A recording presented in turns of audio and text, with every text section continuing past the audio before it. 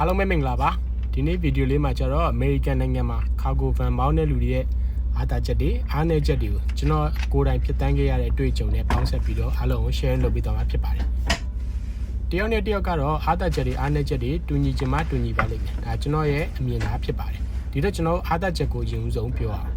ာအောင်ကျွန်တော်ဒီလောက်ကကျတော့ကိုယ်ပိုင်စီမံခန့်ခွဲနိုင်တယ်ပေါ့နော်အချိန်ကိုကိုယ်ပိုင်ကိုစီမံခန့်ခွဲနိုင်တယ်ကိုကမောင်းကျင်တဲ့အချိန်မောင်းလို့ရတယ်နိုင်မဲ့နေ့ဆိုလို့ရှိရင်လည်းကိုယ့်ဘက်ကိုမမောင်းချင်ဘူးဒီနေ့တော့နားမယ်ဆိုလို့ရှိရင်လည်းနားလို့ရတယ်ဒါကိုယ့်ပေါ်ပဲမူတည်ပါတော့နော်တူတယောက်ရဲ့တိုက်တွန်းမှုနဲ့လှုပ်ရှားမလို့ပဲနဲ့ကိုယ်တိုင်ကိုယ့်ဘက်ကိုတွန်းရတာပေါ့နော်ကိုကမမောင်းချင်လည်းမောင်းမယ်ဆိုလို့ရှိရင်တော့ပတ်စံရတယ်ဒါမမောင်းဆိုလို့ရှိရင်တော့ပတ်စံမရဘူးအဓိကကောင်းတာကြောင့်ကိုယ်ပိုင်ချင်းကိုစီမံခန့်ခွဲနိုင်တယ်ဒါကျွန်တော်ရဲ့အမြင်ပေါ့နော်ဒီကတော်တော်လေးအားတာတယ်လို့ကျွန်တော်မြင်တယ်ဒုတိယချက်အနေနဲ့ကျတော့ကျွန်တော်တို့ဒီဟာကျတော့ကျွန်တော်position အနေနဲ့ကျတော့ကျွန်တော် owner operator လို့ခေါ်တယ်ပေါ့နော်ဒီ owner operator position နဲ့ကျွန်တော်တို့ logistic company တွေအများကြီးကိုချိန်ထားရတယ်ဒီလိုချိန်ထားလို့ရှိရင်ကျွန်တော်အလုပ်တွေရန်ပေါ်တယ်ဥပမာအနေနဲ့ကျွန်တော်တို့ Chicago မှာကျွန်တော်နေတယ်ဆိုလို့ရှိရင်ကျွန်တော် Chicago မှာကျတော့အလုပ်ရန်ပေါ်တဲ့အတွက်ကြောင့်မို့ကျွန်တော် Chicago ကနေပြီးတော့ China State ကိုတွားဖို့အတွက်အခွင့်အရေးတွေအရင်ရှိတယ်ဥပမာကျွန်တော်ကဒီတစ်ပတ်အိမ်မပြန်ဘူးဆိုလို့ရှိရင်ကျွန်တော် mine away တွေယူတယ်ဥပမာကျွန်တော် Chicago ကနေ Texas ဒါမှမဟုတ် Chicago ကနေဟိုးထိပ်က Washingtonအဲ့ဒီမျိုးနေဟာတွေကိုယူတယ်ဒါမှမဟုတ် California အဲ့လိုမျိုးဟာတွေယူတယ်ဆိုလို့ရှိရင်ကျွန်တော် mine away တွေသွားတယ်ဆိုလို့ရှိရင်ပတ်စံတော်တော်လေးကိုရပါတယ်နောက်ထပ်တစ်ခုအားသာချက်ကကြကျွန်တော်ဒီလိုမျိုးကားမောင်းတဲ့လူတွေကကိုယ်ပိုင်ကားတွေများပါတယ်ဒီတော့ company ကားမဟုတ်တဲ့အတွက်ကြောင့်မလို့ကျွန်တော်တို့သူများတွေရဲ့ချမှတ်ထားတဲ့စီကံတွေကိုလိုက်နာစရာမလိုပါဘူးကိုကားဖြစ်တဲ့အတွက်ကြောင့်မလို့ကိုယ့်အကိုကြိုက်တယ်လို့မျိုးတုံးပြလို့ရတယ်တက်တောင့်တတာအရန်ကိုရှိစေပါတယ်နောက်ထပ်ကျွန်တော်မြင်တဲ့အားသာချက်ကကြောင့်ကျွန်တော်တို့ဒီကားမောင်းတဲ့အလုပ်ကတော်တော်လေးတော့မလွယ်ပါဘူးဒီအကြာကြီးထိုင်ပြီးတော့မောင်းရတာဆိုတော့ဒီလိုမျိုးအကြာကြီးထိုင်ပြီးတော့နေ့စဉ်ရက်ဆက်မောင်းနိုင်မယ်ဆိုလို့ရှိရင်တော့ကိုသတ်မှတ်ထားတဲ့တပတ်စာ target ကိုဘယ်လောက်လိုချင်လဲလိုချင်တဲ့ target ကိုမရရအောင်မောင်းလို့ရပါတယ်ဒါကိုပေါ်ပဲမှုတည်တယ်ပေါ့နော်ကိုကစူးစမ်းခြင်းနဲ့ကားလည်းအရန်အကြာကြီးမောင်းနိုင်တယ်ဆိုလို့ရှိရင်တော့အရန်အဆင်ပြေတဲ့အလုပ်တစ်ခုပါကျွန်တော်တို့အားနည်းချက်ပါရှိမလဲဆိုတဲ့ဟာကိုကျွန်တော်တို့တစ်ချက်လောက်ပြောအောင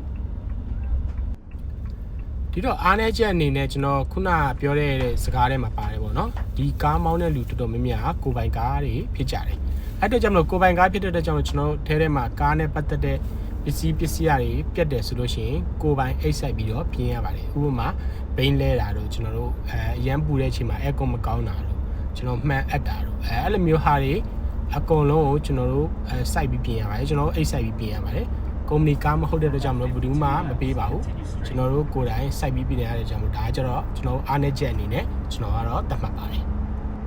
်နောက်ဒုတိယတစ်ချက်အနေနဲ့ကြာတော့ကျွန်တော်ပထမပြောခဲ့တဲ့စကားထဲမှာပဲပါတယ်ကျွန်တော်ကိုမောင်းနိုင်ရင်မောင်းနိုင်တဲ့လောက်ရတယ်ဝေးမောင်းနိုင်ရင်ဝေးမောင်းနိုင်တဲ့လောက်ပတ်စံရတယ်ဒီတော့ဘာ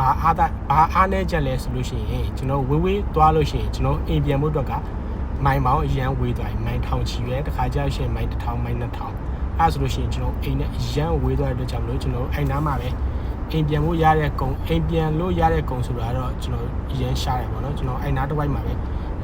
ကုံနေယူရင်းနဲ့ကျွန်တော်အိမ်မပြန်တာတစ်ခါကြာလို့ရှိရင်တစ်ပတ်တစ်ခါကြာလို့ရှိရင်နှစ်ပတ်ကျွန်တော်တစ်ခါဖြစ်ဘူးတဲ့အိမ်မပြန်တာ3ပတ်တိတိပေါ့နော်ကျွန်တော်အိမ်မပြန်မနဲ့ဖြစ်ဘူးတယ်ဒီတော့အားနည်းချက်ကတော့ဒါပါပဲလမ်းပေါ်မှာအိပ်ရတယ်ပေါ့နော်ဒီအားနည်းချက်နောက်တစ်ချက်ကကြတော့ဒါပဲလမ်းပေါ်မှာအိပ်ရတယ်နောက်ထပ်တစ်ချက်ပြောရမယ်ဆိုလို့ရှိရင်ကျွန်တော်ကုမ္ပဏီမဟုတ်တဲ့အကြောင်းကျွန်တော်တို့bonus တွေလည်းရမှာမဟုတ်ဘူးကျွန်တော်တို့အကျိုးခံစားခွင့်အနေနဲ့ဘာမှရမှာမဟုတ်ဘူး insurance တွေအကုန်လုံးကိုယ့်ဘက်ကိုဝယ်ရတယ်အဲ့တော့ကျွန်တော်ဒီဟာကိုလည်းကျွန်တော်ကတော့အားနည်းချက်လို့တော့မြင်တယ်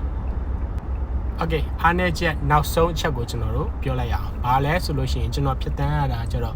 ့ရာသီဥတုအရန်ဆိုးတဲ့တန်တွေကိုခံရတယ်ပထမဦးဆုံးကျွန်တော်စကားမောင်းတဲ့အချိန်မှာနှင်းတွေရန်ထူနေအောင်ခံရတယ်ပေါ့နော်နှင်းထဲမှာတစ်ခါမှမမောင်းဘူးတဲ့ကြောင့်ကျွန်တော်အတွက်ရန်ကတ်ခဲ့တယ်ပြီးတော့အခုချိန်ထိကြုံရတာကြတော့ကျွန်တော်တို့မုံတိုင်းပြဿနာမိုးတွေအရန်ရွာတဲ့အချိန်မှာကျွန်တော်ရှေ့ကိုဘာမှမမြင်ရတော့ဘဲနဲ့ရန်ကိုခက်ခဲတယ်ပေါ့နော်မောင်းရတာဒါကျွန်တော်ကားမောင်းတဲ့လူတွေကတော့ကြုံနေကြပဲဖြစ်မှာပဲဒါကတော့ကျွန်တော်မကြုံဘူးလို့လည်းဖြစ်ကောင်းဖြစ်မယ်ကားမောင်းတာကတော့တကယ်တော့အရန်ကိုအန်ရများတယ်ဒီလိုမျိုးရာသီဥတုဆိုးရတဲ့ဒဏ်တွေကိုခံရတယ်ဆိုတာတော့ကျွန်တော်အားနည်းချက်လို့တော့မြင်တယ်ဒီတော့အားလုံးကိုခြုံကြည့်ရမယ်ဆိုလို့ရှိရင်ကျွန်တော်ကဒီကားမောင်းတဲ့အလုပ်ကိုအားပေးလားဆိုလို့ရှိရင်တော့အားပေးပါတယ်ဒါပေမဲ့ကိုကတကယ်မောင်းနိုင်လားမမောင်းနိုင်လားကိုကကိုတေချာဆုံးဖြတ်ပြီးလေ့လာပြီးတော့မှ ဒီဟာကိုလှုပ်စေချင်ပါတယ်ဘာလို့လဲဆိုတော့ရင်းနှီးရများပါတယ်ကားဘိုးနဲ့ insurance ဘိုးနဲ့တင်တော်တော်လေးကိုရင်းနှီးရများတဲ့အတွက်ကြောင့်မလို့အားလုံးပဲတခြားစဉ်းစားကြပါကျွန်တော်နောက်ထပ်ဗီဒီယိုတွေမှာပြန်ဆုံပါဦးမယ် peace